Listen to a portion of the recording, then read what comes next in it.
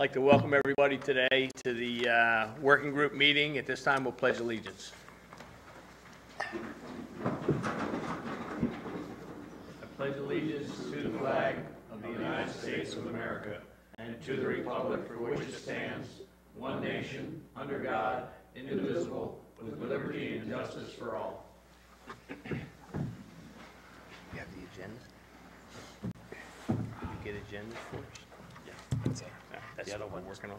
Yeah, the other one is corrupted on my files. All right. We'll start with Bureau of Wildlife Management. Bob Wood. Good morning. We have quite a busy agenda here this morning, I think. Do I need to push the button? Testing. Charlie, turn it on. Thank you. Hal wants them all on. Is it yours or is it? We're good? Yes, good morning. We have a busy agenda, so we'll get right into it. We're going to have seasons and bag limits discussion first, and then there's a series of items to be discussed related to deer. So we have Dr. Chris Rosenberry up here with us. We have some bear topics, and we have folks in the audience that are ready to stand and talk as needed. But we also have an elk presentation and a CWD focus group presentation. And those folks will be up to the stage as we get to their presentation. So at this point, Ian, could you provide a summary of season and bag limit changes, please? Pass a handout around. There should be plenty of these to go around. We're actually about in the middle of this process. It's sort of weird before hunting season even starts every year.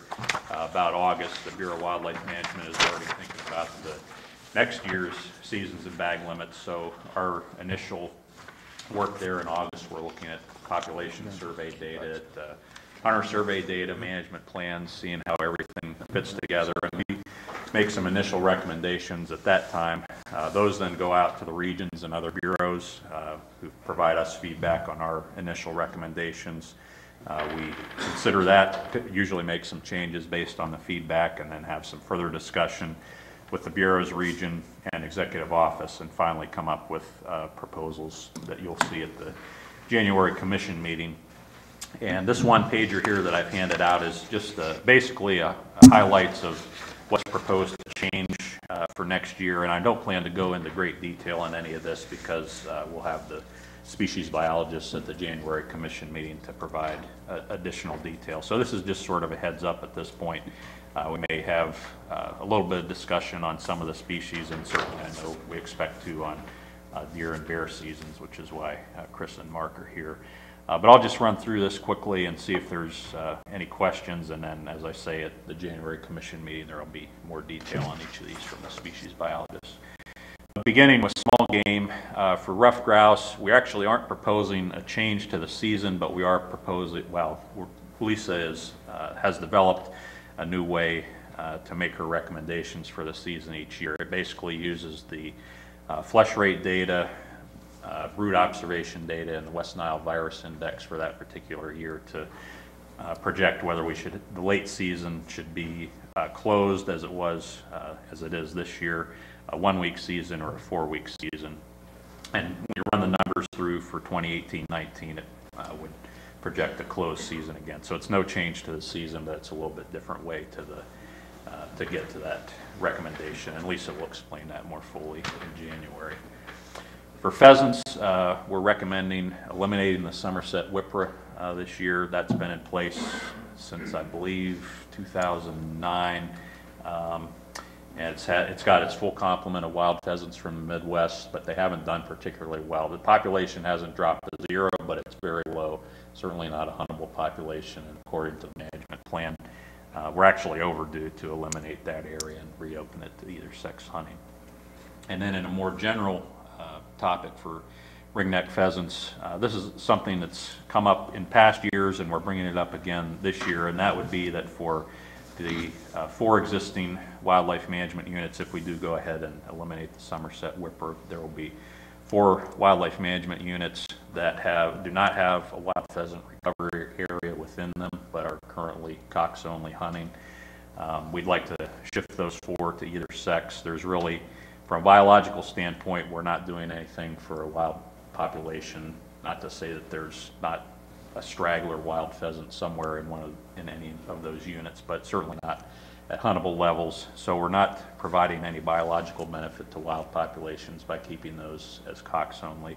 And maybe Bob may be able to speak a little bit to this, the benefits of, from a propagation standpoint, of making those units either sex. Bob, maybe you can briefly explain that. Yeah, I mean, if there's not a wild pheasant population to protect, in other words, protect the hens, because we can tell the difference between the males and females for pheasants.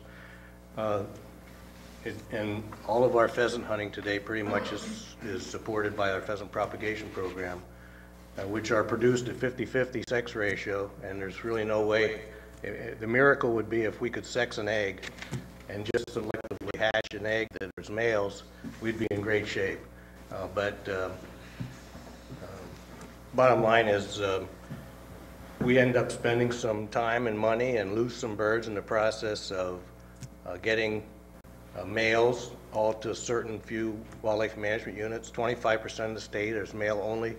75% is either sex, and there's more than, it's almost 70% of our males go to those 6 units, and at the expense of the rest of the state's hunters, who end up with a sex ratio more like 1 male to 2 females.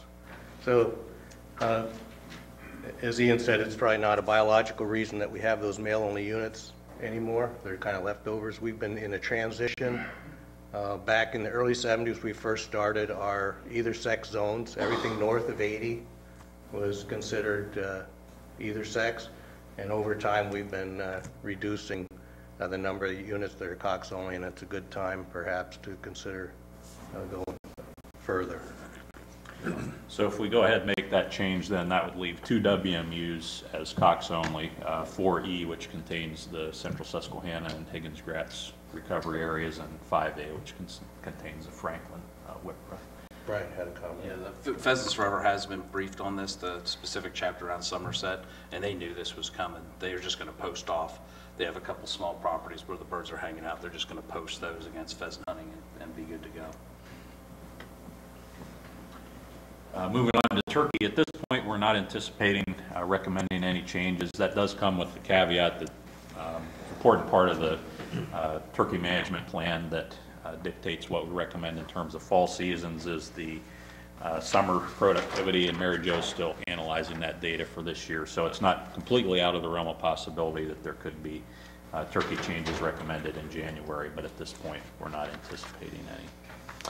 For deer, staff isn't recommending any changes. I know we'll have probably some extensive discussion on some suggestions and possibilities here in a little bit, but just from a staff perspective, we aren't recommending any changes. For black bear, 3 changes to extended seasons. We'd be adding a new 4-day extended season, Wednesday through Saturday, the first week of firearms deer season, in 2 WMUs in the basically south central part of the state, 4A and 5A. And then in WMU 3A in the north central, we're recommending going back to the full length 6-day Monday to Saturday extended season. That's bounced around a fair bit the last few years. We did go for a few years where we had a 6-day extended season there. 2016 season it was closed, and then this 2017 season it was a 4-day extended season. So in conjunction with the region, we're recommending extending that back out to the full 6 days. Elk seasons, no changes recommended for this year. We've had some pretty extensive discussions with the North Central region about some potential future changes, and in a few years you probably will see some recommended changes, but for a variety of reasons it looks like holding off for at least a year on those is probably best. And then for fur bearers, we're recommending opening an additional 2 WMUs to fisher trapping, WMUs 4B and 4C, more or less in the south central. Well, 4C covers a few different regions. Basically, both of those units, all our indices of fisher populations show us that they're similar to adjacent units that are already sustainably harvesting fishers, so it makes sense to expand that opportunity. For bobcats, our index of catch per unit effort has been decreasing for the last 5 years, which would suggest that those populations are declining. Obviously, we don't have those results yet because those seasons are starting or haven't even started yet. But we will have at least a good bit of that data by the January meeting. And if it looks like continued indication of population decline, then we would anticipate recommending a 1-week reduction in both the bobcat hunting and trapping seasons for 2018-19. So that's what we're looking at recommending in January in terms of changes at this point. If there's any questions on those before we get into some of the more detailed deer and bear suggestions, I guess if there's game bird ones, I'll try to address those. Game mammals and deer, we've got Chris and Matt here, I'll defer to them.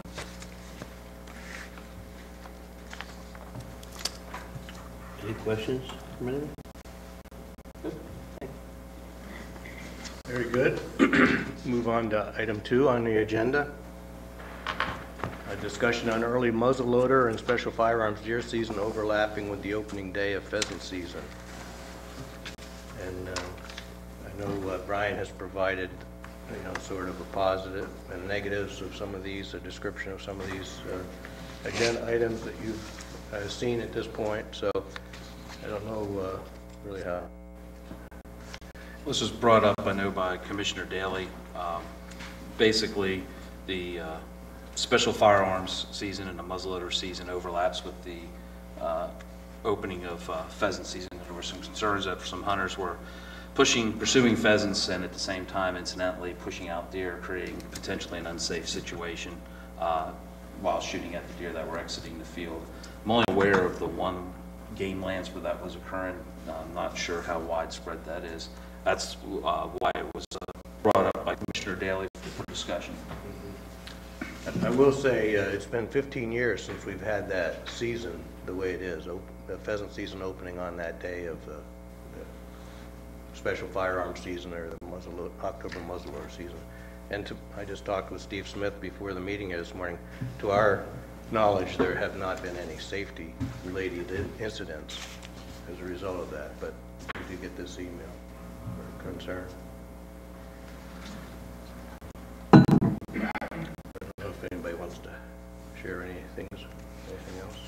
Well, I think Tim just said that apparently, our pheasant season overlaps with a lot of deer hunting season, so he doesn't know what the issue is moving forward with that.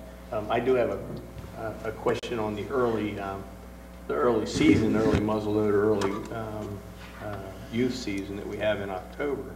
That was a relic of the deer reduction that we did back in the very beginning. That was supposed to go away after the deer reduction period, if I understood the program correctly. Is that the October muzzleloader season and the early rifle season? Yes. I know at the time it was probably touted as a way to maybe if we were having a breeding rate problem, because it would get rid of some does so that some more successful reproduction was occurring. I don't think that really turned out to be a significant concern. I don't know, Chris, if you have any. No, I think that it was put in place under the concern about the breeding ecology type discussion. And as Bob said, that didn't turn out to be an issue. At this point, and the reason we've not changed it or made any recommendations over the last decade is it's an opportunity for juniors and seniors to get out at a better time of year. And I do know that a number of seniors that I've spoken to over the years do take advantage of that season in October versus being out there in November, December. And the harvest is minimal. And the harvest that does occur is within the allocation. So there's nothing extra about that season other than opportunity. And we're not having any safety issues with it? We haven't seen anything going on? Or? Not that anything's been brought to my attention. Okay, it was just a question. I knew that it's been there, and people ask me about it, and we get a lot of complaints from the archers about, the season being in the middle of the archery seasons. But again, that's just a question. Do we have any idea of the numbers of hunters in this special season, the youths and seniors? I'm just curious. We would have that from Game Take offhand. I don't know exactly what those numbers are. Is it large or small, or? There's a lot of people out there. Yeah, they're harvesting up to 10,000 deer during that time. During that It's just the one Saturday, right? The one weekend? It's for the rifles is 3 days for, and then you have the muzzleloader season during that time as well, where they can use inlines for that week for 2 Saturdays and the week in between. Muzzleloaders, I don't know how many we have, 100,000, 150,000 muzzleloaders stamps that are purchased. Offhand, I don't know, but we could get that for you. Do we know what game land the concern Jim had was? No, and if I remember the email correctly, It was Muddy identify- Run Oh, in was it? Lancaster County. It's not really a game land, it's kind of a co-op property. It's like a watershed authority. It's a large property. It's hunted extensively. And that's really the first time I've ever heard anything expressed that I know of.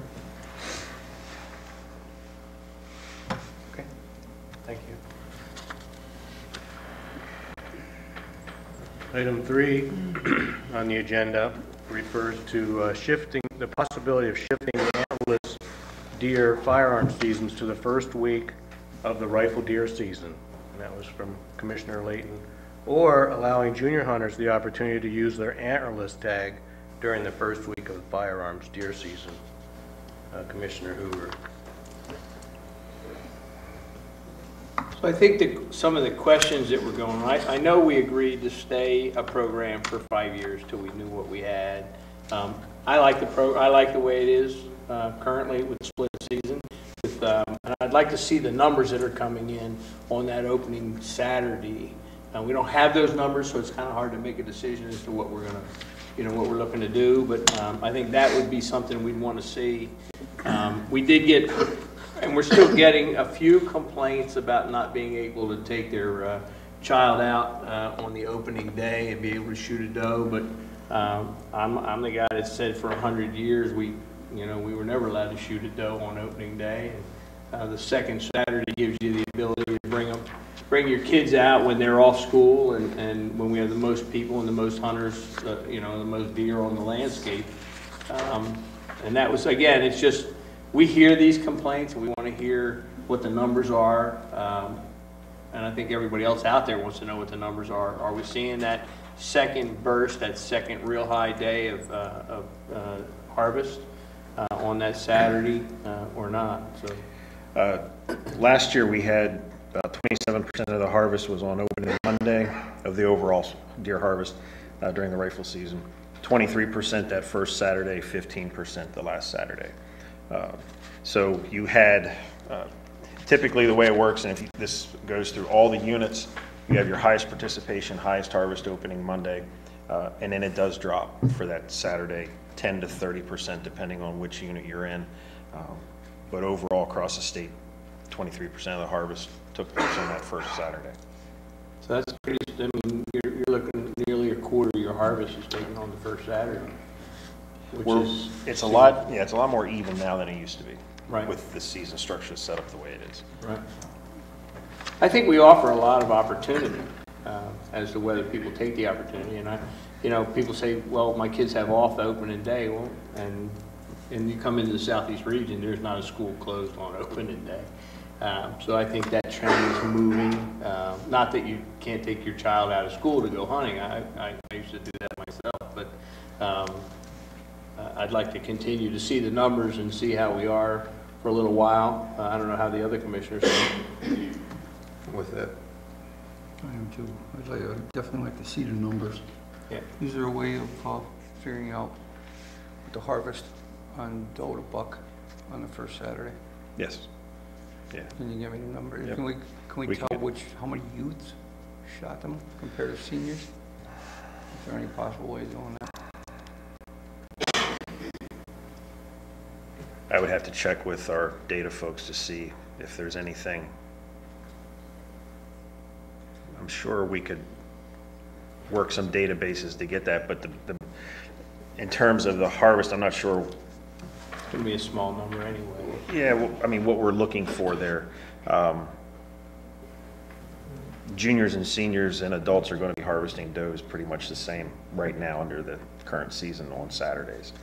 So in terms of trying to get it I'm sure the data are there, getting the different databases it's going to be some work.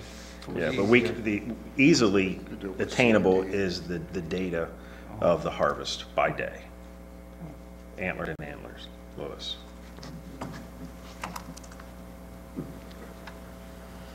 Chris, are we seeing the numbers that we want as far as the harvest goes with that Saturday opener? I think right now what we're seeing is consistency in the harvest, you know, in terms of tag allocations and things like that. Tags are being sold, the harvests are occurring. I'm not aware of any unit right now where the harvest is, we're not able to obtain the harvest that's being allocated. For us, At this point, it seems to be. okay, thank you.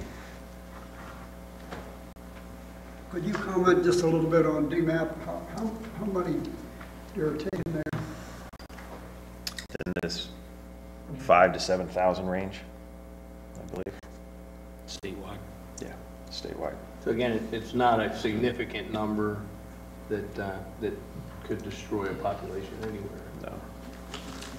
I think it's also important to note, because this comment comes up from the public a lot, is as an agency, we are responsible, of course, for managing a sustainable deer herd. However, private landowners and state landowners have their own mission and goals, even some of them legislatively, that, you know, they have goals that they use DMAP for to achieve their goals. So it's a common comment we get, well, why doesn't the agency do that? But it's those landowners, whether it's DCNR or for a timber company, that have the responsibility to meet their goals, and DMAP is the tool that they use to help them achieve their goals. So it's really, I think, an important distinction, that it really is up to the private or state, whoever owns that land, to achieve their goals. But even if every DMAP tag was used and we took 7,000 deer, it's 0.5% of the total harvest, which is, you know, it's an astronomically low number. So we're not affecting anything, but I think people get the opinion that we're putting out so many DMAP tags, we're putting out 100,000 DMAP tags, and we're lowering the population, when that in fact is not the case. Exactly. It's designed, and what it effectively does is help manage deer issues at the local level. Right, correct. Yeah.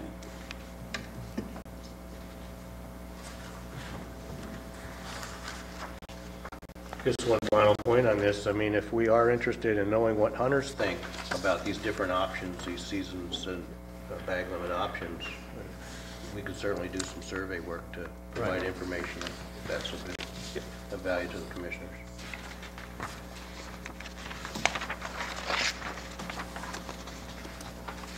Item number 4,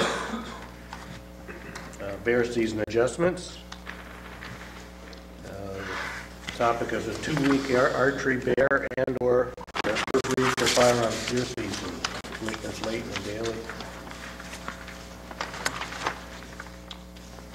So we have Mark here in the audience with us. I know he's has some information. It's a little early yet to really have final numbers or anything, but might have. If you'd like to, Mark maybe could weigh in on some of this stuff, but maybe I'll just go ahead. I mean, there's the archery season, which is new this year, or was shifted this year into the deer archery season, which is a popular thing, and some people would like us just to go ahead with a second, expand that, but at the same time, we haven't even, really, we have a preliminary idea what happened, and it seemed like it doubled the harvest, which is substantial. And we had an opening day rain out that happens every now and then, and it's hard to catch up from a loss of harvest from the first day, but then we also have extended our bear season opportunities. So by the time you get through the whole season, everything's not so bad, but Mark certainly keeps track of this stuff very well. I mean, I do have some numbers. It's a little early for the final harvest data, but I think we're close. I think the harvest changed by a couple dozen bears last week, and these are just field check bears that are trickling in. But I think we're pretty close. We can give you some numbers. We do have a handout here I can give you you can mull over afterwards. But basically, we ended up with a little over 3,400 bears in the harvest. We set several records. The archery season was a record. We had 490 bears in the archery season, which is almost 2.5 times what we normally take in the archery season. And the extended season was a record. We were 1,600 bears, I think it was, in the extended season. Yeah, it's 1,067 bears.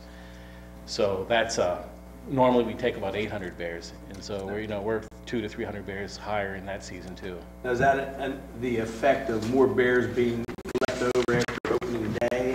No, I think it was, we would have set a record in the general season also if it hadn't been for the opening day. I mean, the opening day, as Bob mentioned, we were half where we should have been. Normally, we take about 1,600 bears in opening day, and we had 600 bears. It was the lowest opening day harvest we'd ever had. Right. But when you move into Monday, we were again above average on Monday, and Tuesday and Wednesday were typical days. So, we had the effect of one single day of poor weather. Otherwise, we would have probably set a record this year. You could add another 800 to 1,000 bears to the harvest is what would have happened if we'd had a decent day on Saturday. But in the end, we came out with 3,400 bears, which we had some management units, particularly in the Northeast, that had very high harvests. They're 24, 26% of the bears that were tagged up there this summer showed up in the harvest. So that's telling you that a quarter of the bear population was harvested in some of those Northeast units. So, we were quite happy with the harvest except for that opening day, and fortunately we made up for that with the extended season and the archery season. And there's been this trend of more and more hunters using those alternative seasons. If you look at the general season of contribution to the total harvest has been going down the last couple of years. Ever since we opened up with extended seasons in 2002 and the archery season in 2006, we've seen more and more of the harvest shift to these other seasons. And so it was good this year that was in our favor to have multiple opportunities to make up for the effect of weather on a single day. And that'll give you a better stable harvest over the years because you're not concerned about one individual day. You've got multiple opportunities through the season. Right, but then you just have to be careful how you react to one day. Right. Yeah, which we can't react to one day. Yeah, in the past, if we'd had a bad harvest on opening day, it would have had a larger effect on the total harvest. But we still had 8 more days of bear hunting in most of the state after that opening day in the general season. So you're satisfied with the hunt and the way the season's? Yeah, I mean, we would have liked to have harvested another 800 bears, but I think where we did have good harvest is where we wanted good harvest. The northeast part of the state is where we had the best harvest, and that's where we needed to harvest the most bears. So we're happy in that regard, but I don't know how you can tweak a statewide season to give you 800 more bears. I think if you start tweaking things, you're going to end up with bigger numbers than that because the season we had this year should have given us what we wanted, but it didn't because of weather. I have a question from Commissioner Layton. Okay. He wanted to know overall, though, are you looking at an overall bear number reduction in the state? There's always the question of how many bears. Yeah, well, we certainly don't want the population to go up. We've been at 20,000 bears now for 4 years. This year's population estimates came in like 19,000 bears. So that tells us that last year's harvest was adequate to keep the population from increasing for this year. And since this year's harvest is very similar to last year's, I think you're going to see the same effect again next year. You're going to have around 20,000 bears for the 2018 bear season. So I don't know. There are certain management units we'd like to see the population decrease. At the statewide level, though, we certainly don't want an increase. Commissioner Layton's comment was that because the overwhelming concern about increasing bear complaints we have in certain areas. Yeah, I mean, we looked at complaint numbers. Now that we have the CAD system and it's a very accurate accounting of all the bear incidents that come in, we actually went down this year. We had about 800 fewer bear complaints this year than we did in 2016. That's on the statewide level. So you may have some individual counties that were high, and it tends to be the Northeast, but that's where we had our biggest bear harvest this year too. So I think some of that would have been addressed with this year's harvest.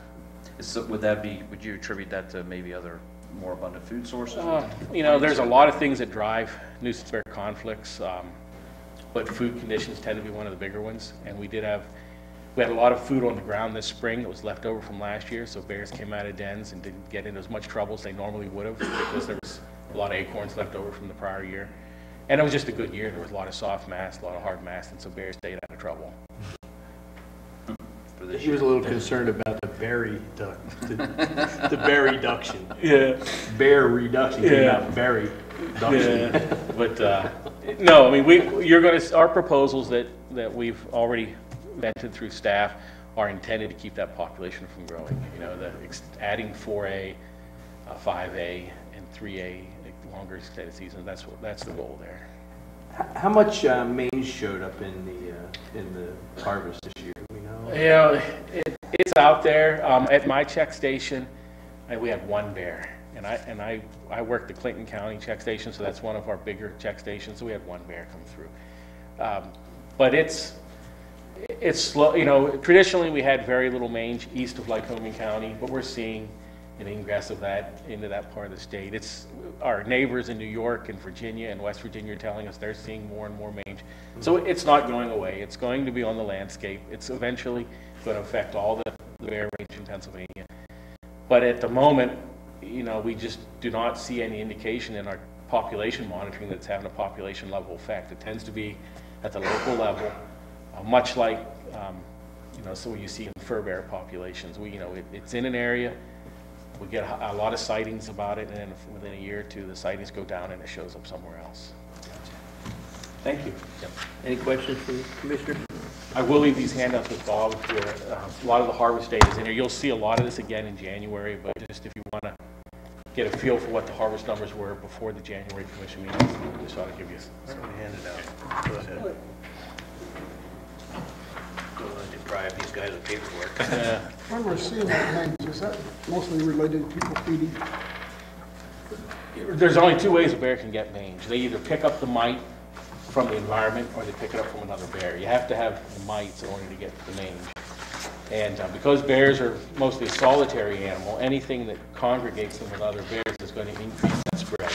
And feeders is something that comes to mind. I mean, you think about a bear going to a feeder and other healthy bears there, it's the perfect scenario to transfer those mites from a sick bear to an infected bear. So we do believe that recreational feeding or supplemental feeding, if it's attracting bears, will contribute to mange locally. So would an increase in the archery season, would that help to level the harvest out? You know, you mean expanding the archery season? Archery season? You'll notice a graph in there. I think it's the second page. If you look at, it says daily harvest distribution at the top there. It's the third page. You'll see there we had 2 days in the archery season. The first Monday and the Wednesday where harvest was down. It should have been up. That black line, those dots on Monday and Wednesday should have been higher. And we had some bad weather on, if you remember, opening day of archery bear season was a windy, rainy day. Right. If those two lines would have been up, you probably would have taken another 200 bears in the archery season. So, you know, we had 490. If we'd add another 100 to 200 there, you're approaching 600, 700 bears. That's, if you add another week, you should expect about, you know, another 500 bears in the archery season. It just depends on where you want to distribute that harvest. I think this year's archery season was down. It'll go up from here. It's a new season. We had a couple days with weather impacted. So it sounds to me like you're recommending that we wait and see the data for a couple of years. Yeah, I think, I mean, I guess this, the short answer is we're only 1 year into a season. Right, It's a that's brand what new I'm saying. season. Yeah. Yeah, typically we want to try to get a 5 years, you know, sector on it, but we were getting some requests, and Tim actually had gotten some requests as well, and I think that's what was driving this. You know, everybody gets a little and they want a little bit more, but let's wait and see what the seasons bring over a couple of year period. If you were to change it, odds are you'll take another 500 bears. So Right. is 500 bears in the harvest worth not being able to understand what you really have at the moment? I think you can pick those bears up in the general season or the extended season with good weather. Right. Okay. Commissioner Layton had a question, which I think you've pretty much addressed, but just to make sure, he wanted to know if an increase in the bear archery season would do harm to the population numbers. No, I mean, I don't think, not if you're talking about a 2-week archery season. If you're talking about the entire archery deer season, then that's a different story. But we took 490 bears in a 1-week season. We may have, with better weather, we may have taken closer to 600. If those numbers are not going to affect total population size. Not detrimentally.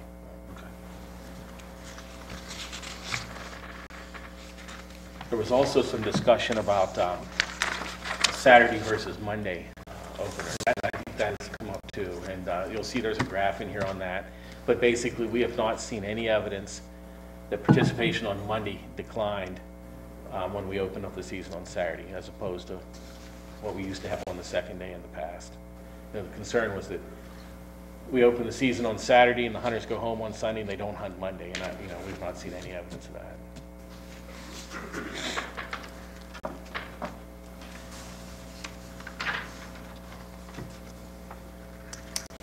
Okay, if they have any questions, as they digest this, if they have any questions, get a hold of them.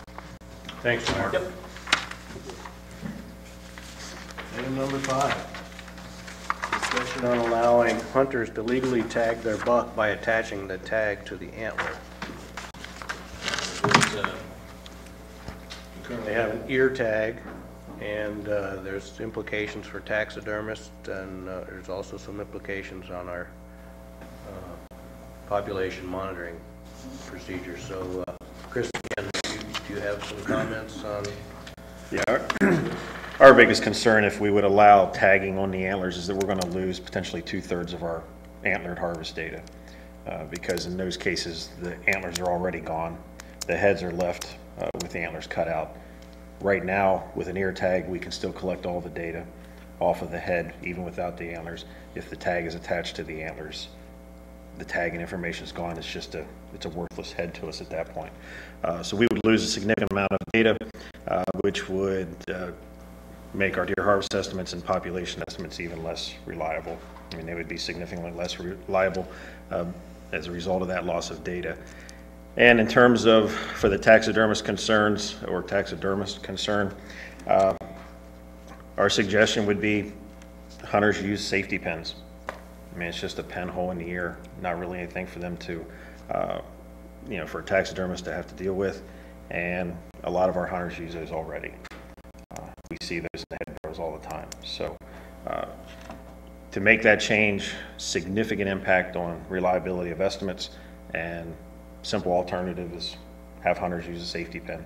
If they're going to spend the money to mount that animal, take the time in the field. If they don't want to cut the ear and have the taxidermist stitch it, just use a safety pin.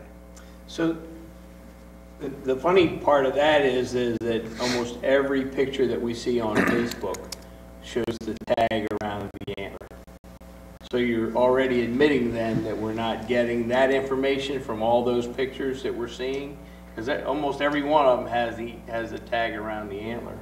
I'm telling you that we are, right now, given the data that we have, if the antlers are gone, that's occurring on 65% of the heads that we check. The antlers are gone. Cut off the heads and then the antlers are gone. People Right. take them home. Right. So my question to that would be, why don't we require the taxidermist then to retain the tag?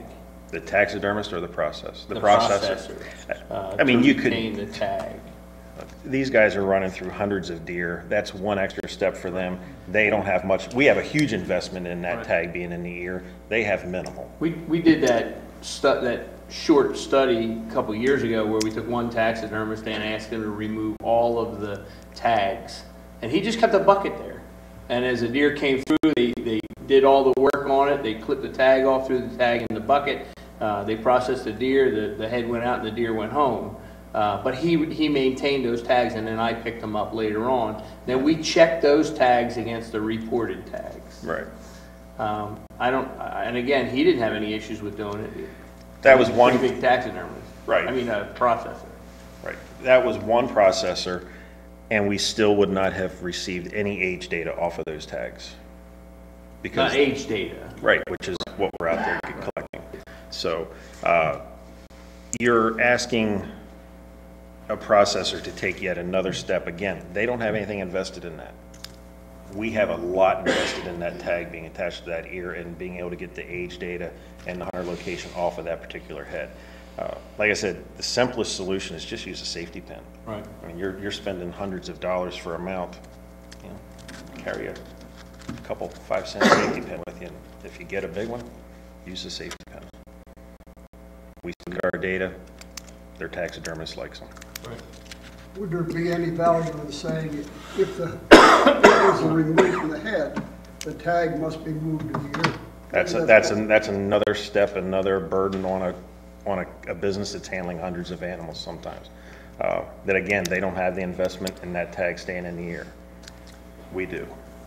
I think the challenge and risk you have there, same thing with some of the concerns with the taxidermists with CWD sampling is going to go to the right deer because they're handling such a huge volume of deer. Would it be even put on the correct deer?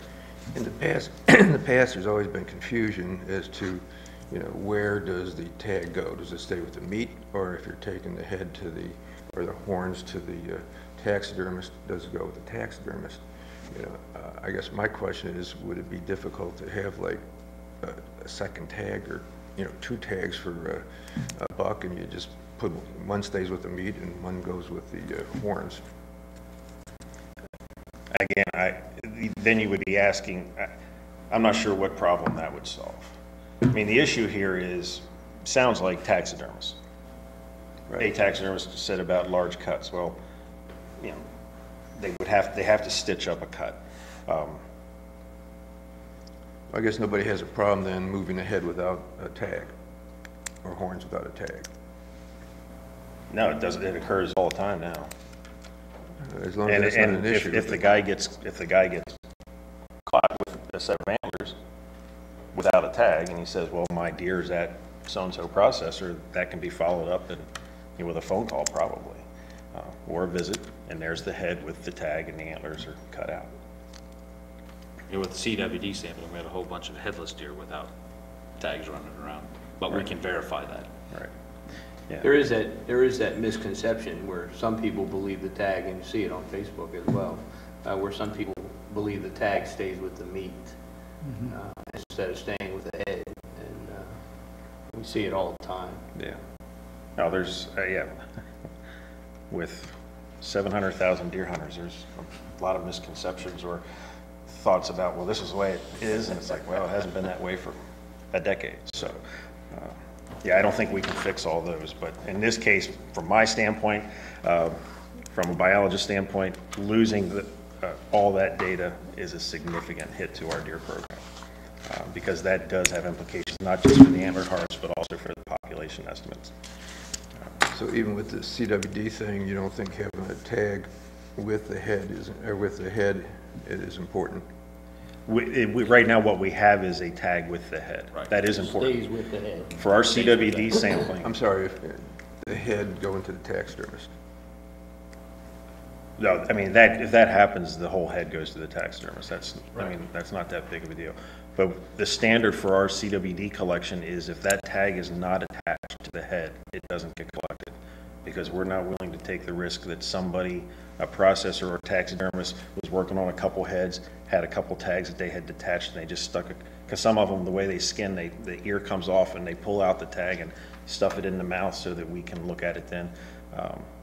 But that's not something that, for CWD, we're not willing to take that risk that the taxidermist got the right tag and the right head, because if one of them comes back CWD positive, it could be 3 counties over from where it actually is, and all of a sudden we're chasing something and spending a tremendous amount of resources. So for us, the risk of that tag not being attached for CWD, if it's not attached, we don't collect the head. And that would be the same type of concern here, is that if it's attached to the antlers, that head is worthless to us once those antlers and that tag disappear, and we lose all those data.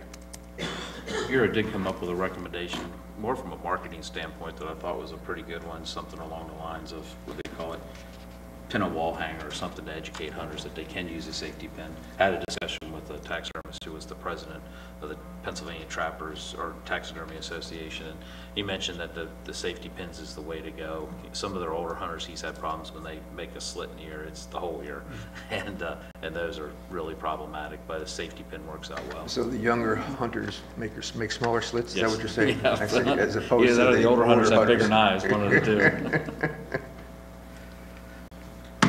So that could be, I think, a very achievable marketing strategy to educate our hunters on better way to do that. I got a marketing plan. Why don't we sell pins with PGC on them? There we go, I like it.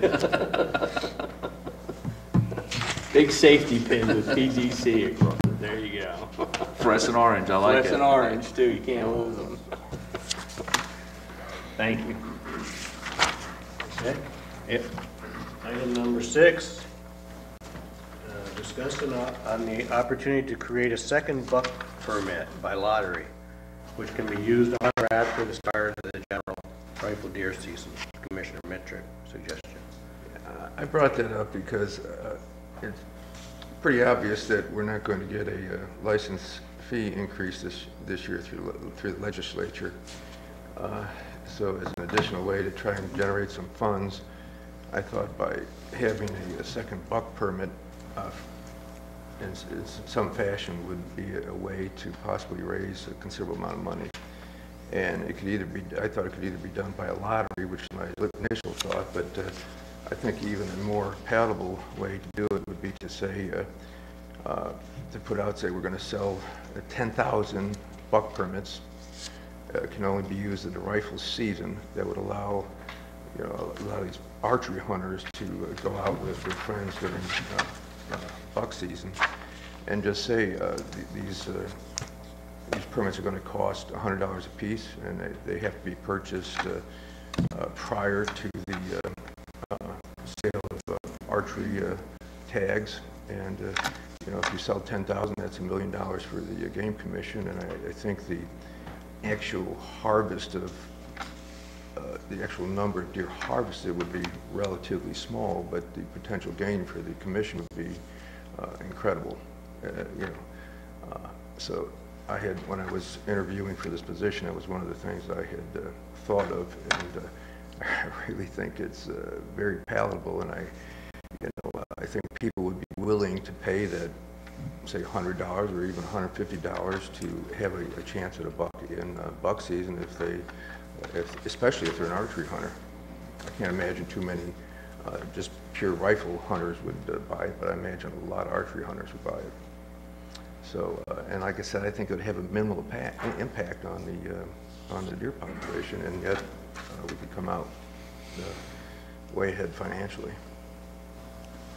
Of course, there's, you had put in the lottery, and it seems to me that would be complicated, a lot more to do to get a lottery going, but I think just a straight sale would really work.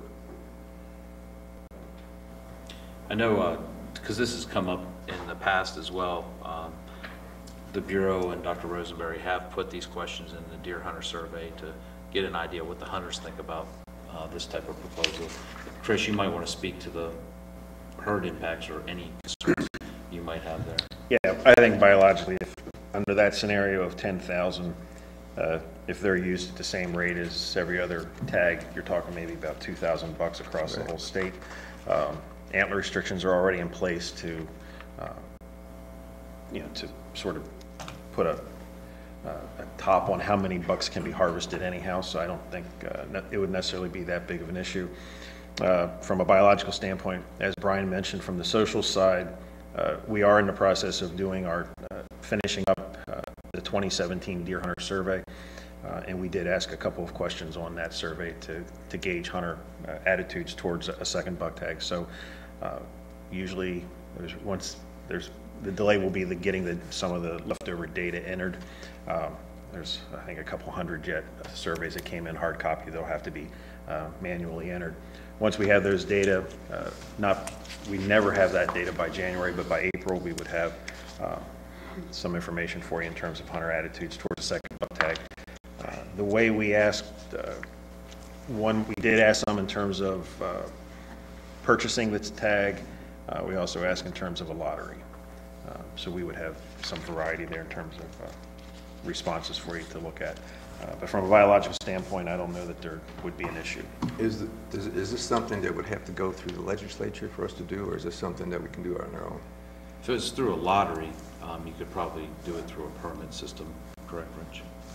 I think the only way we could do it is if we did it as a permit, and the only thing that would justify us doing it as a permit would be the lottery. A straight amount of sale might require it to become an actual license, which would require legislative action. I can get a more detailed legal analysis for you, but that's just my gut reaction. Okay.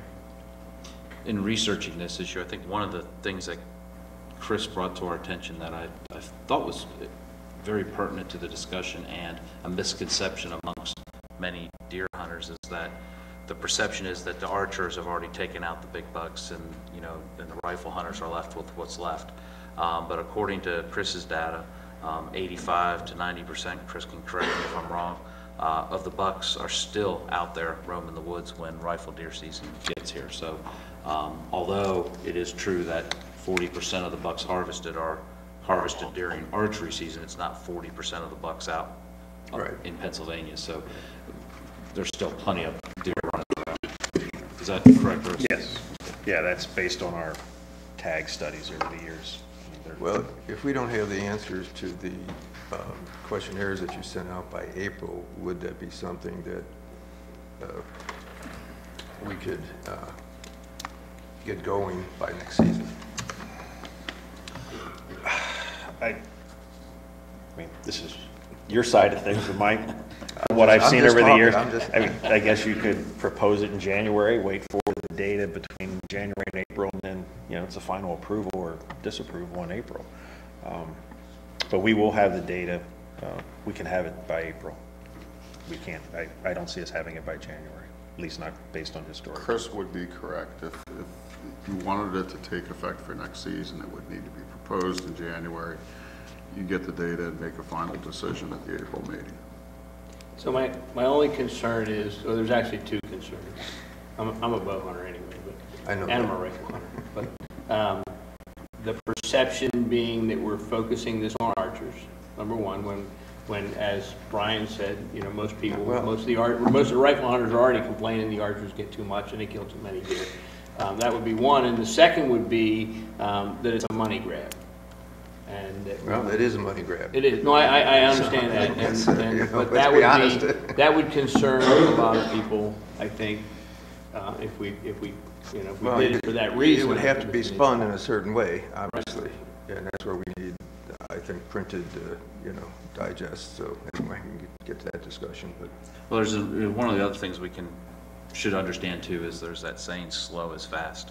So in other words, a lot of this pushback's going to come from misconceptions about what's going on. The number of harvest. So I think one word of caution would be is if we move a little slower, so maybe it takes 2 years to get there, but if we spend the time educating our hunters and getting that buy-in from the hunting public, again, that slow as fast means we'll get to the finish line actually quicker if we just take our time and make sure, see what the survey results find, listen to our hunters, ask and engage our hunters, and try to educate our hunters might be another avenue for that as well. I think the overall harvest, and you're right, the numbers, even if we put 10,000 out there, you're talking a harvest of 2,000 deer. Right. And I think at that point, it's less than 0.05% of the total bucks on the landscape. So it's not a harvest, it's not an over harvest issue. It's a perception. It's just, we got to be careful with the perception. Well, you get a lot of complaints. We get a lot of rifle people that, why can't we hunt during the rut where the archers have a better chance? Well, and we're seeing that shift of the rifle hunter over to the archery season with the crossbow. That's why our numbers are up in archery season. We're getting a migration of hunters, which is okay. And I don't think any of us disagree with that. We're giving them more opportunity to spread their seasons out over the entire year, and we're harvesting more deer through different seasons, which is what the intent was. It's the same scenario with the bear season. We're getting an even flow of bear harvest through the different seasons, so one day or 1 week doesn't affect the entire season. So, it's again, it may be something that we do, but I mean, I don't know how fast you move on it.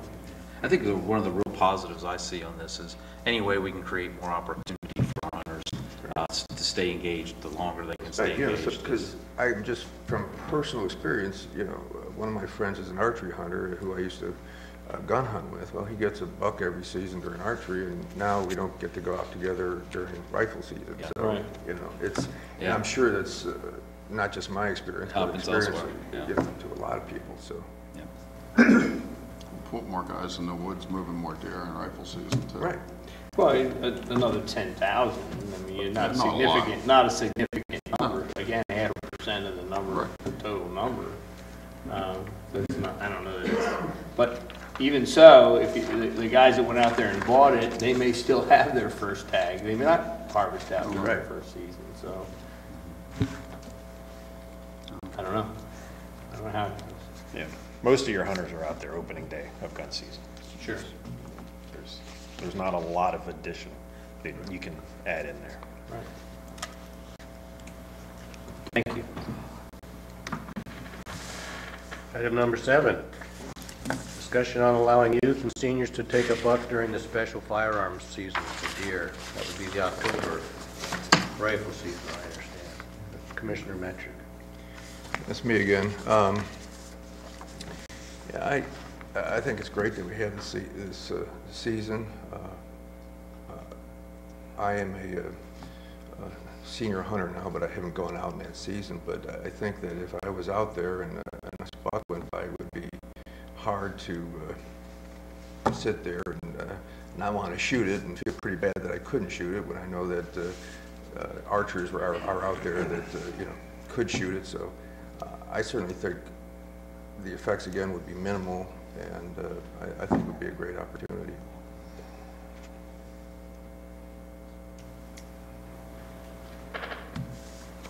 Chris, I don't think we added a question on that, did we? We didn't maybe know No. this topic at the time. No, there were no questions on this type of scenario. That's a new one. Yeah. Again, biologically, I don't know. It would have potential to have an impact. The concern there is that you're taking 25% of our hunters are juniors and seniors right now. But do we know how many of those are out on that particular season, or in that particular season? We have participation, so I can try and get you those Do numbers. you have any idea? Is it 10% of the seniors? I don't know. You add a buck in If you there, add a buck in there's there, going to be a lot more because, yeah, incentive to number be one, there, we're just not like- every hunter out there has a doe tag. Right. Okay, so now we're gonna, not only are we gonna increase the number because the people with doe tags are out there, but now you're gonna throw in 25% of the hunting population now has the opportunity to go out and harvest a buck during the October season. Yeah, but if they do, then they can't get a buck during the rifle season. I understand that, So but I think I don't you're know gonna- that overall it's would impact the actual numbers, but it would give those people that are out there an opportunity, so. I think a number of these things are really, from a biological standpoint, they have minimal impact, or there's some limit on what they can. If we're talking antlerless, we have the allocations. If we're talking bucks being harvested, generally we have the antler restriction. The one concern biologically with this type of a season would be if a large number of bucks were being taken out prior to the breeding season. That potentially could be a concern. But I think before we would ever get to that biological concern level, you're going to hit that social concern level. So it seems that there's a number of these that are in here that really would come down to social concerns or responses, positive or negative. And then we had talked about it last week, or at least I brought it up, that we're going through a revision of the deer plan. I mean, looking ahead, things are going to be different when it comes to deer hunting, and just if you just look at our age structure of our hunters, folks are going to be aging out. There's not a lot, you know, there's a wave aging out. There's no wave coming in behind it to replace it. So some of these types of things going forward, you know, maybe we throw it into the new deer plan as an objective, and we spend the time, we do some of the survey work to, you know, focus group type stuff, work with folks to get some ideas on it, move forward, maybe in a, you know, look at a bunch of different options, get some of that feedback, and then come back with specific recommendations. I mean, that would be down the road. Right. You know, a year or two type thing, but that's one potential way, because they're, like I said, I think before you hit any biological concerns with some of these, you're going to hit social. And right now we With don't know. social, I would think that most people would be for that, I would think. Youth, seniors. No, I don't think About so. 75% might not be. Yeah, it's surprising. Even the pushback on archers is, based on the comments we get, it can get pretty heated at times.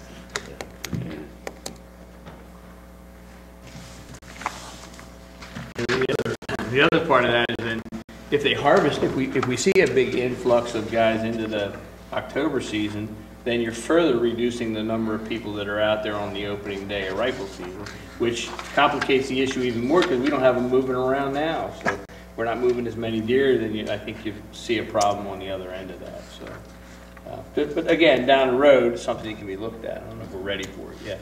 Yeah, I think based on a number of these comments and discussions, and Chris, I know you have some data at hand, I know some of the thought behind some of these ideas is how do we create more opportunities to get folks out there during the rifle deer season to push deer around. Right. The reality is Pennsylvania mirrors the national trend of a decline in hunters. And part, I think, of the struggle we all have is recognizing that deer hunting and hunting in general has changed dramatically in the last 25 years and will continue to change moving forward. And sometimes it seems like it's a tough pill to swallow sometimes, but when Dr. Rosenberg refers to that another next bubble, you know, you had World War II and then you had Vietnam, where you had these two big spikes in hunting populations. We just don't have any drivers currently that are driving huge numbers. Although the number of hunter education classes and hunters getting in are healthy. I mean, hunting's not going to go away in Pennsylvania. I think there's maybe a misperception out there that hunting's going to decline to zero. It's not. We still do have good numbers, but we do have these waves that are coming out of the tube, if you will, that we are seeing that decline. Now, where that's going to level off or what it's going to do in the future is anybody's guess. Chris, do you have any comments?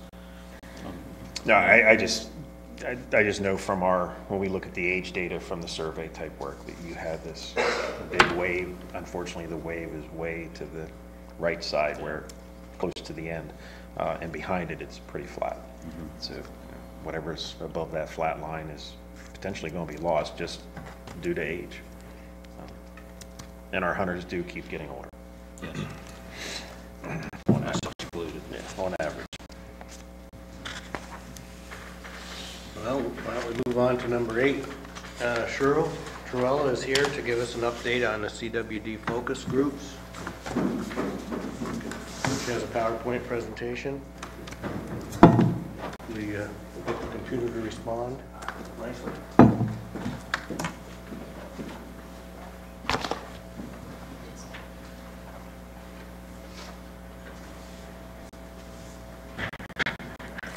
Mr. Good News. Mr. Good News. Mr. Good News? Dr. Death. Yes.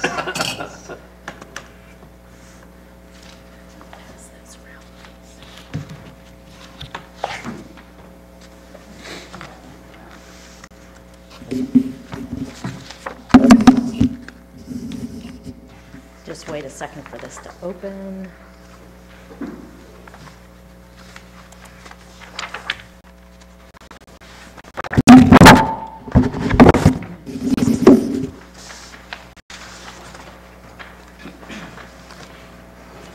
In the interest of time, I've given you copies of the entire PowerPoint because I'm going to skim through some things.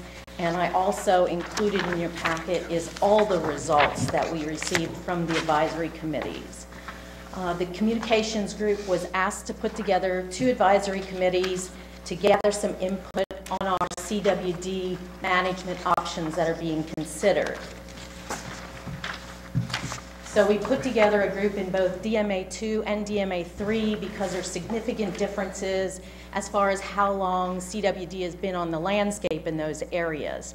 What we wanted to do is include our major stakeholders and identify any particular stakeholders that might present a problem. In DMA3, the biosolids issue became pretty important, so they were included on those committees. But you can see that we have a very good representation of our different stakeholders. We didn't load these advisory committees with all the people who just fall in line behind us. What we were looking for is our harshest critics.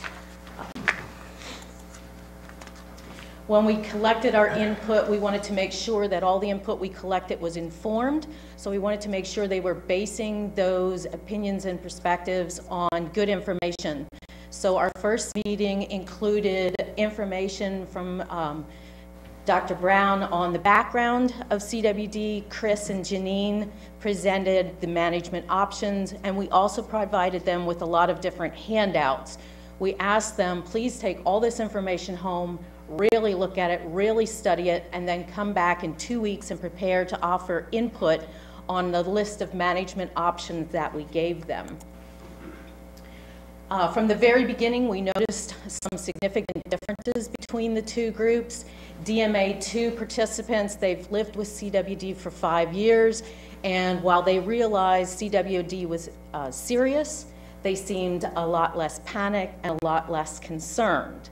They were way more aware of a lot of the research that had been done. Where in the DMA3 participants, CWD is new to their landscape, so we saw a lot more concern, panic, paranoia. There were some conspiracy theories, particularly with the biosolid people, and they were really stressed the need for education because they felt that the people in their area really don't know a lot about CWD because it wasn't that important to them prior to it showing up on their landscape. When we presented the management options, they were in 2 categories. One was, the first category was to reduce the risk of spread of CWD, and then the second category, we presented information on minimizing the impacts of existing CWD infections. The input, when we brought them back, we explained that what we intended, what our job was and our goal was that we would collect their input and then present it to the executive office and the board of commissioners so that this information could assist you with your problem-solving decision-making process. We stressed that it's not a vote. Just because we have a management option out there, you don't need to like it. What we wanted to know is, can you live with it? So in the management options that we addressed first, which was to reduce the spread of CWD, the first thing that was discussed was high-risk parts ban. So for option 1 under the high-risk parts ban, we asked them, as far as a parts ban from states, the entire state was CWD, and asked them if they could live with it. In both cases, both DMA2 and DMA3, they answered yes. I do have some of their comments below, and as I said, all of their comments and their input are included in your packet. But both of them had no problem with that. For option 2 with the high-risk ban, where we would be banning high-risk parts from all states, and can they live with it? Again, both of the DMA groups thought that that would be no problem. They both thought it would be a little less confusing if it was a ban for all states, as opposed to knowing individual states. They had a lot of different suggestions regarding high-risk bans, and like I said, we had taxidermists on both of these groups, and the taxidermists did not have issue with the high-risk ban parts. Okay, as far as natural deer urine statewide ban, again, both groups said that they could live with a ban using natural deer urine, but they both thought that the synthetic was a good alternative. If synthetic was taken out of the picture, I think there would be more pushback on this. But as it stands with just a natural deer urine statewide ban, they could both live with that. As far as a statewide ban on feeding, again, all could live with it. Our only exception was in DMA2, where we had an individual who felt that mineral licks helped the health of the deer, And he thought if you take that away, the health of the deer would drop, making them more susceptible to CWD. So if we could show him that a mineral lick does not really affect the health of the deer, he would also go along with it. And they had some other suggestions regarding reducing the risk. A lot of it had to do with education. We had a lot of information regarding PDA and how they responded or weren't responding to things. You'll see here on the bottom, and we did have this come up in both DMAs, but to slow the spread and reduce the deer population by using concurrent seasons. In the WMUs that border those DMAs. So both of the DMA groups did mention you bringing back concurrent seasons. Now, when we talked about management options for minimizing the impacts on existing CWD infections, this is where we started to see some differences between the groups. So with DMA2, as far as reduction of the deer population using hunters and the DMAP permits, we saw a lot more pushback from them in the sense that they are recognizing their deer population is going down. They were having a lot more concerns about us reducing that deer herd even farther. So we got a lot more of the comments of, it's already here, so is reducing it really going to make any kind of a difference? Where in DMA3, since it's still new to their landscape, they are still in the mindset of, yes, drop that deer herd, hopefully that'll help it from spreading and won't get us into bigger problems. Sharpshooting, big differences. In DMA3, we start to see the group split apart a little bit, but in large, DMA3 didn't have a big trouble with sharpshooting, provided that hunters got first shot at it, and there was a difference between private property and public property. Private property, they basically wanted to be assured that the landowners would have the right to give permission to do it, and that education was important. Public property, they were all okay with sharpshooting on public property, provided, with the exception of that one individual who had an issue, he didn't want it next to him. So. In DMA2, we had a lot of pushback on sharpshooting. Just find my page here.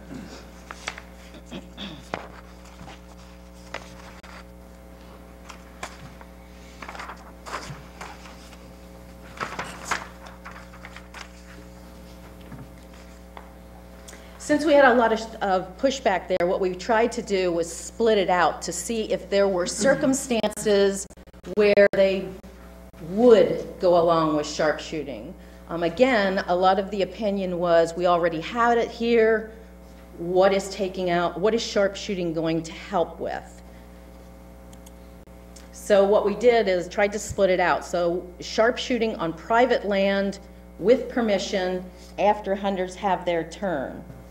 We had one person who could live with it, but only if the effort to take it is spread out enough so it doesn't affect public land deer hunting opportunities. Two could live with it as long as it wasn't a neighbor or near where they hunt. So again, not in my backyard, but the rest of the group could live with it. So big important thing here was that the hunters had their shot at it first.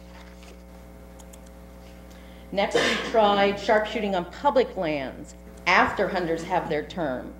Again, 3 in the group were against it because it further reduced the deer population, and 2 of our members of the advisory committee were members of the Martinsburg Sportsman's Club.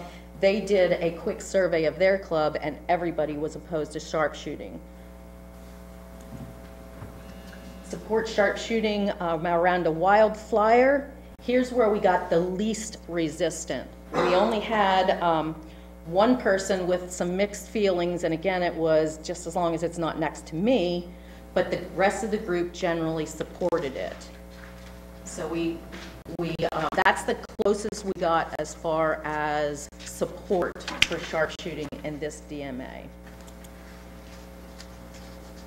The last one was sharpshooting around a captive cervid farm that's outside a core area or outside the DMA and an area not open to public, so it's a very restricted situation there. There they would support, we had one person, again, not if it's near his place. So in all, as far as sharpshooting, DMA 3 was a lot more supportive of it because they still recognized that it could stop the spread or be helped to stop the spread. Where in DMA 2, our biggest things were, it's already here, how is this going to make a difference? Although, as I said, we did get most of our support for being able to handle with flyers. We asked them about removing antler point restrictions, and for the most point, both groups were okay with that, particularly because it's reversible. And then they had a lot of other suggestions in both of those, and they're included in your packet. The suggestions, particularly from DMA 3, was involving legislators in the mix and really helping get them involved in both funding and holding PDA accountable. We had a tremendous amount of input regarding PDA from both groups, that they do not feel that it's being addressed, particularly with that captive herd. So while we recognize that these are just two groups, they were well represented with our stakeholders, and I think they gave us a pretty good idea on where we might get pushback on some of these things and what messages we need to hit strongest when we're talking about CWD. So with that, if you have any questions. I have a couple of questions. Did we identify what we were discussing as far as sharpshooting? As far as... Numbers taken. No, we did not talk numbers at all. So we put out a word or a phrase, sharpshooting, and the first thing that comes to people's mind is that we're going to go out there and shoot all the deer. No, Chris did discuss a little bit about, especially when we're talking about control, and engineering, when they both discussed their options, that it would not be a scorched earth approach in many of these cases, that it may be a smaller focus to attain a goal. So there was some discussion on that in regards to numbers, but it was mainly relative. It wasn't in 1 square mile we're going to come in and get 500 deer, but that was discussed a little bit in regards to eradicate everything we can get versus establish a goal. That would concern me too. I mean, if somebody came to me and said, look, we're going to come in, we got CWD, we're going to bring in sharpshooters, and the first thing that popped, the light bulb comes on and you see a whole bunch of dead deer laying around, when in fact we were discussing family groups or specific areas in a township or a municipal level where we have a square mile or whatever, taking out a family group around that one positive. So when we throw that sharpshooter image out there, it does scare. Right, but and that's why it's not in my backyard, by the way. Right, but what this does give us is that you are going to get a lot more pushback from DMA 2 regarding anything to do with sharpshooting. And so what needs to be emphasized is, number, why is it important? Why do we need to do this? And what volume are you talking about? Well, and again, DMA 2 numbers are down, so you're going to start seeing more pushback from hunters that are already seeing less. Yes. So I think that was what hurt a lot of the states in the Midwest. And the pushback came later on when the numbers weren't there, and all of a sudden they started realizing, well, we don't have any deer, and we're not seeing any deer, we're not harvesting any deer, and now that's when the politicians got involved. I think a lot of the pushback we heard from DMA 2 was in regards to what they felt the end point was.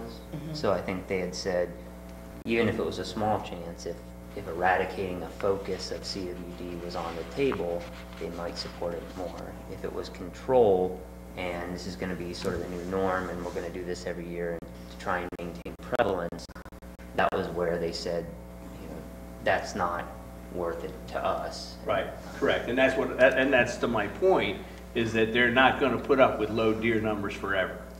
Unless eradication. Unless eradication was the answer, and we know that that's not the answer, so now we have to manage what we have. How do we do that and do it where we don't spread the disease, so. Right, and I think that's where they're having the problem with. It's kind of like, we know we're gonna keep losing numbers, so why would we want to help drop those numbers? Right. So we know now, and we've always known that hunters have a specific number in mind that they want to see. They don't want to sit in the woods for days, as we get complaints in some areas, where they see absolutely no deer. And so I think the discussion has always been, hunters are okay with 15 deer per square mile, or what is that number that we put on it that they're going to be satisfied with? And if CWD brings that number down to 1 or 2 deer per square mile, can we keep the hunters there? I don't know. And I think there has been, and Chris, correct me if I'm wrong, I think West Virginia did a hunter survey that showed it wasn't just if you would lose some if CWD showed up in an area, but then it also did relate somewhat to magnitude of infection. So as prevalence went up, you drop more hunters. So I think there is a level that they're comfortable. If you say it's out there but it's 1%, you may lose some. But if you say it's out there and now it's, you know, every third deer is going to have it, or buck or whatever, then I think you're going to lose more. Based on some of the surveys, and Chris, you may. Yeah, we've seen that when we've asked those questions of Pennsylvania deer hunters as well. How it would affect their interest, and as Justin said, the higher the prevalence, the more they indicate on a survey, their interest would change. You have to be cautious though, because that's a survey versus what they actually do. Right. And we also then have data to see how much they participate. Say, for example, the last time we did the survey, 4A was as close as we had to DMA2. And you see some of the same types of behaviors and attitudes that other states have seen. Once they have it, the reaction isn't the same as what it is if you're somebody that doesn't have it, and if it does come here, I'm going to do this. They may not actually do that. They may continue to hunt. Because it's different than, I mean, EHD is one where it has less of an impact. It's a quick impact, late summer type thing, but people find dead deer laying on the ground. And there's a lot of concern, and there's, you know, calls to, you know, we need to stop EHD. We have to do things to stop it, which we really can't. CWD is totally different. It's such a long one, and there's not a lot of dead deer laying out there on the ground. So I think initially the reaction is, and it should be a concern because there's a lot more going on with CWD than EHD. But I think after they've lived with it a year or two, that's when you start to see that, well, you know, we're not finding a bunch of dead deer and things are okay. As the prevalence goes up, you know, things may completely change. But right now we're generally talking low prevalence, and DMA2 is certainly different. Well, the low prevalence level is why the sharpshooter works. Because then you're focusing, that's a pinpoint focus removal of deer in a 1 square mile, you know, a family group area. And I think the original plan was go in with a sharpshooter, take out 10 deer. If we don't see CWD anymore in there, then we leave the area, we're done. If we do, then we continue. I think in terms of numbers, you would be talking more animals. Generally, well, the way we've been looking at it lately is 1 mile radius from a positive, so about 3 square miles. Right. And you're looking at a number probably around 60% of the population that's there is the type of number that you would want to get to have. We can never say that there are no positive animals in that area unless we kill them all, which even sharpshooting is not going to do that. But there, you know, you can get to a point where it's like, okay, our chances of missing a positive animal in this area are very low. In order to get to that point, you're probably looking at about 60% of the population being removed. So that's most likely going to be more than 10. Yeah, that's why. And I can see that the hunters they're gonna revolt against it. 60% reduction is going to be noticed. They're gonna revolt against it. But again, on a very small area with land 3 square miles, I get it. So, you know, But if we're talking about 45 deer or 50 deer in 3 square miles, which is 15 deer per square mile, you know, now you're talking about having 6 deer or 5 deer per square mile. I mean, that's... But I think your estimates on deer, I don't know if you have estimates on density, but I would think that area is far more than 15 deer per square mile. Yeah, More like 40 to 50. I mean, I think it would depend on the area, but, yeah, 60% reduction is going to be noticed. It's going to be noticed. No doubt about it. And if, you know, it might only be a small area, but if it happens to be your area, it's big. That's why it's not in my backyard. Right. And that'll be the struggle. You look at Wisconsin and the pushback, and now you've got prevalence rates of what, 45 to 50%? Well, if it ever hits that, then we're no longer in the, you know, it's in the prevent. It's a lost cause. You're just going to manage your seasons the way it goes. It'll be our struggle as an agency, and as stated in the strategic plan, is how do we keep that prevalence rate low? Right. And hopefully we get the support from the hunters, because that will dictate whether or not we're able to pull it off. Are there any other questions regarding the advisory groups?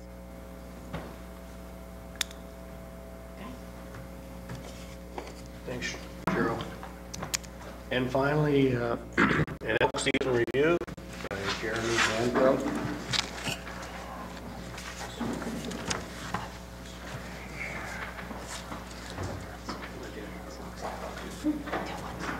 Commissioners had asked, Commissioner Layton, I believe, had asked for just an update on elk, general discussion. So I'll be brief. I have 3 quick topics here, elk-related topics that I'll cover. 2 are basically informative of nature. The third is more proposal.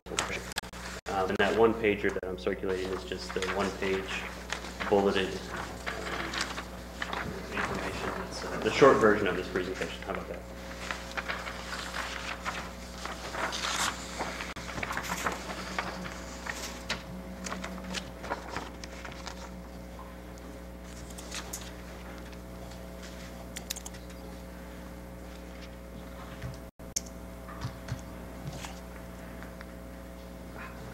So just a quick review of our harvest this year. 2017 tag allocation was 118 tags total, 25 bulls, 93 cows.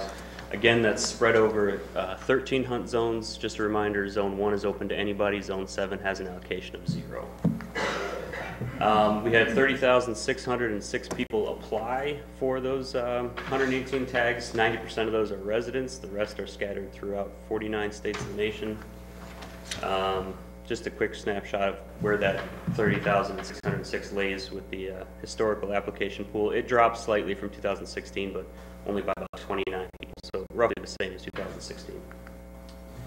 Overall success for this hunt this past year was 89%, 100% of the bulls were taken, and then 86% on cows. There's always a few zones that struggle, but again, 89% overall is absolutely outstanding. A quick snapshot of where those animals were harvested, and just some of the bigger highlights there. That's Mr. Robert Cook took a 400 class bull. That's an absolute monster. Another gentleman that's probably going to end up scoring over 400 was Ronald Marney. And then Alfred Hake also took a very nice bull. If you include the governor tags, the special conservation licenses, we probably had at least 4, maybe 5 bulls that are going to score over 400 points this year. So that's, again, absolutely outstanding in terms of bull caliber. We do a post-hunt elk survey that is given to all the individuals that participated in the hunt. We incentivize it with a elk patch, and we get a pretty good response rate there. So we had 86% response rate. We asked, well, first we asked whether they went guided or not. About 70% of the individuals do go guided, and then we asked whether they harvested an elk or not. And you can see the numbers there, that if they went guided, they had about an 89% success rate. If they went unguided, they had a 91% success rate. I'll let those numbers do the talking for themselves. We do ask, did you wound any elk? Did anybody wound any elk? And about 2% of the people at least were honest and said that they did. This is kind of an important one. So we asked, were you ever denied access to private property? So if you hunted private property, you know, what proportion were denied access? And only 34% are denied access, which means 66% are allowed access, which I think is pretty good overall. And then overall satisfaction on a scale of 1 to 10, 1 being the worst, 10 being the highest. Obviously, there is a bit of a disparity between whether they were successful or not. So whether they harvested an elk influences that. The people that did had 9.3, the people that did not were 4.4. Overall, 8.8 satisfaction is still pretty good. Okay, here's the quick proposal type thing. So we have 13 hunt zones. If I throw in all of our GPS collared elk locations right now, you can kind of see that the hunt zones loosely encompass an individual elk, right? And that's by design. So the hunt zones are designed to encompass a group of elk that hang together throughout the annual cycle. That upper northeastern portion is the one that's missing right now. So this is going to be our proposed hunt zone 14 to encompass that subpopulation that's up in that area. It's a total of 330,000 acres, or just over 330,000 acres, so it's pretty massive. About 86% public land. Most of that is state forest. Most of that is Susquehannock State Forest. In terms of the population that is there, we started noticing elk in this area probably around 2013, and we included them in our annual count starting in 2016, so we counted a total of 62 in 2016, a total of 70 in 2017, and those are animals that stay in that area throughout the annual cycle. So there's really no reason that we can't include that into a hunt zone and at least include a light tag allocation starting off and see how it goes. Okay, the last thing that I want to quickly talk about is a very small scale research project that we're going to do this coming winter, start this coming winter, and it's related to pregnancy rate. So our pregnancy rate is suspiciously low. It's not the sky is falling low, it is, again, suspiciously low. It's curiously low. Over the past few years, these are numbers that have come from our harvest, right? So we asked the hunters to collect a blood sample during our harvest. They bring that in, we spin it down at the check station, we send it off to have it tested for pregnancy. Overall, over the past few years, the mean is about 60%, and this is restricted to the ages of 3 and 12, the prime reproductive years for cows. What we're suspicious on, or what we're nervous about with that number, is that we're only capturing the animals that are bred in the first estrus cycle. So this is kind of a crude graph, but that first estrus cycle would be right around the middle of, or the 3rd week of September, and then every 21 days, those cows are going to recycle where they'd have the opportunity to be rebred. The test we use for pregnancy is only good 40 days post-conception. So again, I said that our blood samples are collected during the harvest, which means we're only going to be catching those animals that are bred in that first estrus cycle. If any animals are bred in the 2nd, 3rd, 4th, 5th, 6th estrus cycle, we're not going to be capturing that. So the solution there is to basically get blood samples later in the year when we're going to collect, or when we're going to capture animals that may have been bred in the 2nd, 3rd, 4th, or even 5th estrus cycle.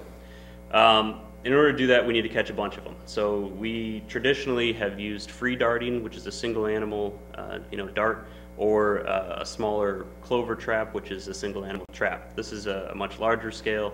These pictures are from Kentucky, but we do have a corral trap that was employed back in the 90s. We haven't used it real recently. Basic breakdown, you have bait inside a large corral trap, you pull the animals in, you then force them into the smaller one, and then force them into the chutes. Once they're in the chute, you can squeeze them into a squeeze chute and pull a blood sample. We're also going to obviously ear tag each animal. They'll be aged to a loose age class. We'll do a quick body condition score, and then a small proportion of them will be radio collared. And again, the whole goal here is trying to get blood samples later in the year that we can compare to those early ones and say, is pregnancy improving throughout the year with a greater number of estrus cycles, or is it staying about the same? And that's it. I'll take any questions if there are any. Couple of questions. Yeah. This relates to how many we've lost since the season occurred. So where are natural mortality? Natural mortality is 1, crop damage is 2, vehicle collision is 3, and mistaken kill is 4. Okay. You want exact numbers? I can get them for you, but I can ballpark all of those. Give me ballpark. Okay, so on an annual basis, we usually lose about 20 to vehicle collisions. We usually lose 2 to 3 to crop damage. I know of at least 3 this year, and mistaken kill is normally about 1, but I think 2 or 3 have been killed this year for that as well, and I will get you the exact numbers on all of that. Okay. So all in total, you're looking at about 30 animals.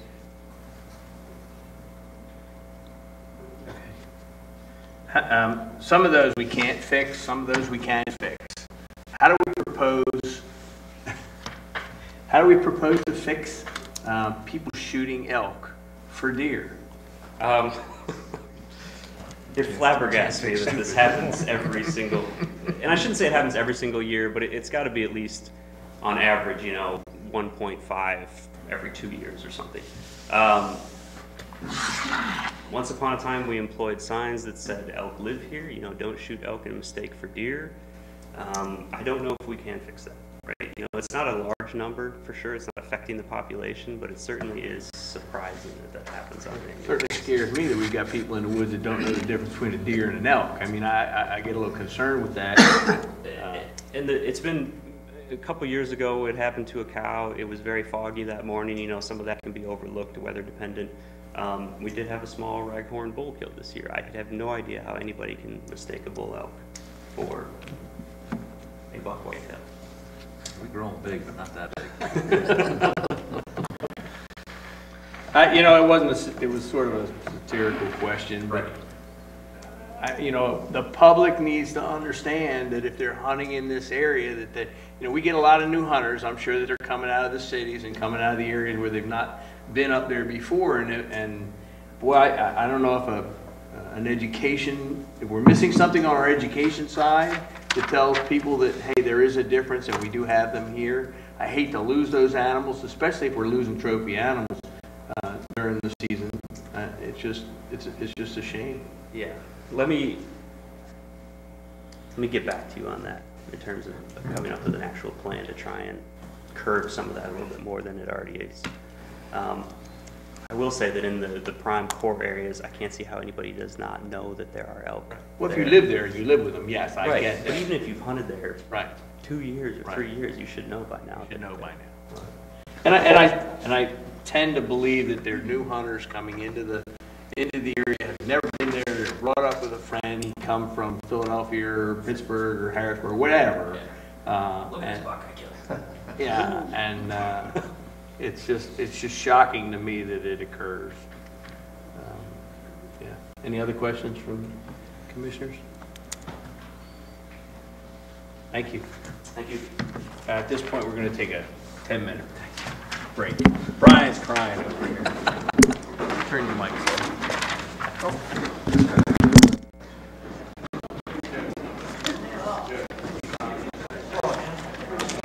10 after 10. Not too bad. Tom, do you need any additional copies for the commissioners who aren't here?